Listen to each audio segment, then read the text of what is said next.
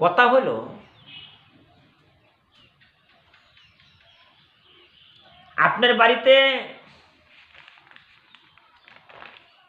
একজন চোর আসবে, চোর আসিয়া ধন সম্পত্তি টাকা পয়সা লুটতাস করে লইয়া যাবে। যখন চুরি করে নিয়ে গেছে, হাজার কাল্যেও চিন্তা করলেও ওই মাল সম্পত্তি যা চোরে নিছে ওটা আপনাকে দিবে না। ওই মতনই আপনার দেহে আপনার আত্মা যে পর্যন্ত ভিতরে আছে, যে আত্মাকে না চেনেন, সৎকর্ম না করেন, এমন সময় আসিয়া যাবে আপনার আত্মা চলিয়া যাবে, জীবনে কোনোদিন সৎকর্ম আর করতে পারবেন না। তাই তো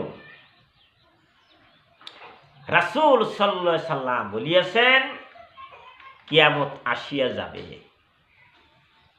কিন্তু তার আগে কয়টা কিয়ামতের আলামত আছে, লক্ষণ আছে, চিহ্ন আছে।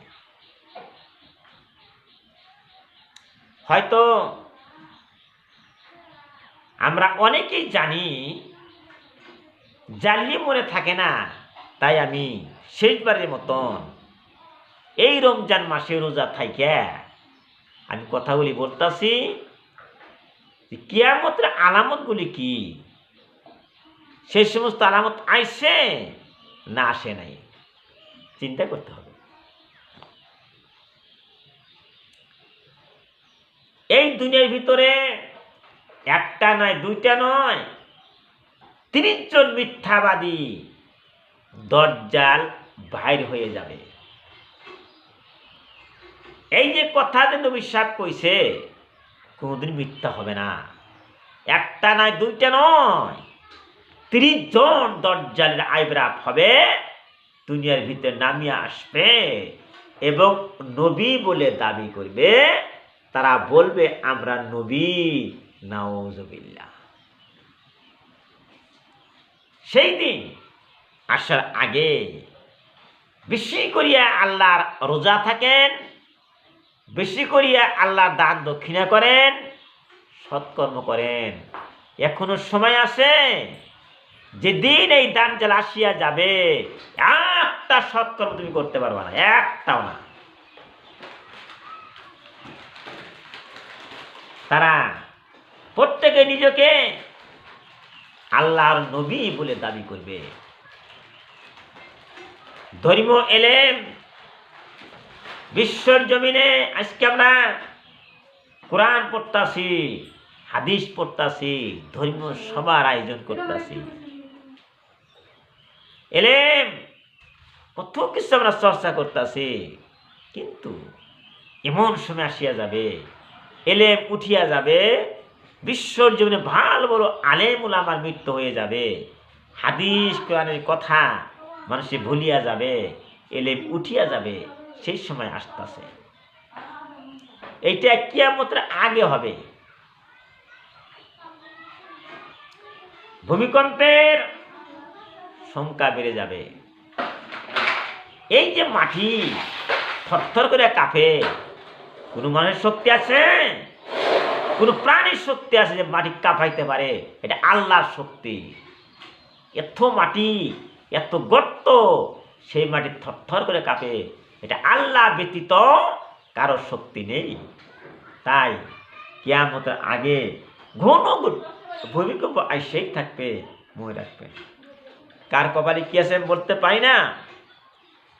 কিয়ামত কোন সময় হবে একমাত্র আমরা আল্লাহ জানে, কেউ বলতে পারবে না। সম্পদশালী ব্যক্তি ধন সম্পদের মালিক হয়ে যাবে, কোটিপতি হয়ে যাবে, এত পয়সা পাতি হয়ে যাবে, টাকা পয়সা গুনতে গুনতে তার সময় চলিয়া যাবে। কোন সময় সে রোজা থাকে আর কোন সময় সে নামাজ পড়ে, এত সম্পত্তি হয়ে যাবে। আবার ওই সম্পত্তি নিয়ে মানুষটি বলবে, ভাই যান এত টাকা তোমাকে দিতেছি, দান করতেছি, তুমি গ্রহণ করো। কিন্তু যা খাবে, যাকে দিবে, হ্যাঁ, যাকে নেওয়া গ্রহণ করার জন্য বলবে সে কিন্তু গ্রহণ করবে না, কারণ তারও কোন ঠেকা থাকবে না। ধন সম্পত্তি, অজস্র টাকা পয়সা, সোনা রূপা অজস্র বিশ্বর জমিনে ছড়াইয়া পড়বে, কারো কোনো অভাব থাকবে না। শুধু একটাই অভাব থাকবে, কি? আল্লাহর নাম থাকবে না। মানুষে এত ধন সম্পত্তি পাওয়া যাবে, দুনিয়া দেখে ভুলিয়া যাবে এইটাই জান্নাত, কিন্তু মৃত্যুর পরে যে জান্নাত আছে সে কথা একবারও চিন্তা করবে না। খালি সম্পত্তি, খালি সম্পত্তি।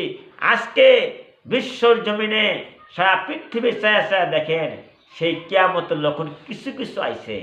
আমার জানা মতে আগের মাসে কি অবস্থা থাকতো, মানুষের কত কষ্ট, খাওয়ার কষ্ট, কাপড়ের কষ্ট, ঘরের কষ্ট, কত কষ্ট করতো, কিন্তু বর্তমানের যুগে অত কষ্ট নাই।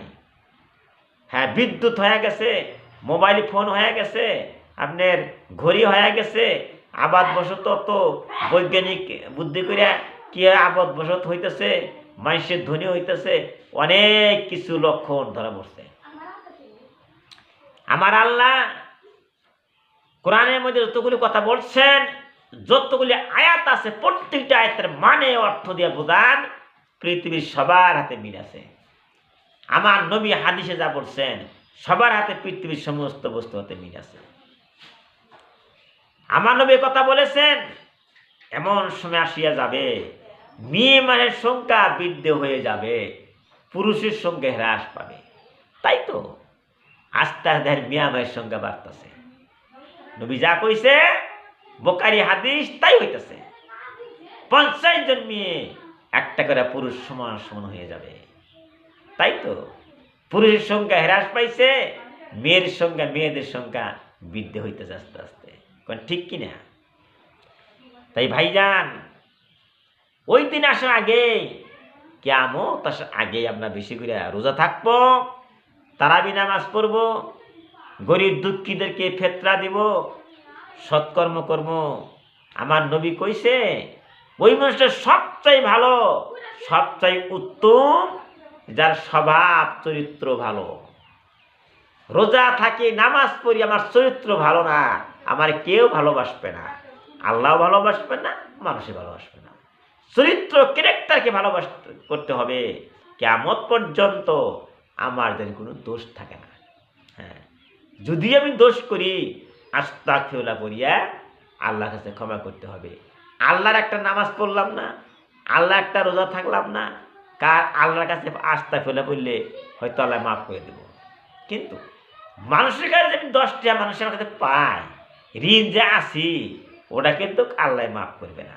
ওরা তার কাছে বলতে হবে, কার কাছে তুমি টাকা, কে তোমার টাকা পায়, তার কাছে কয় বিলে ঋণ সারাইতে হবে।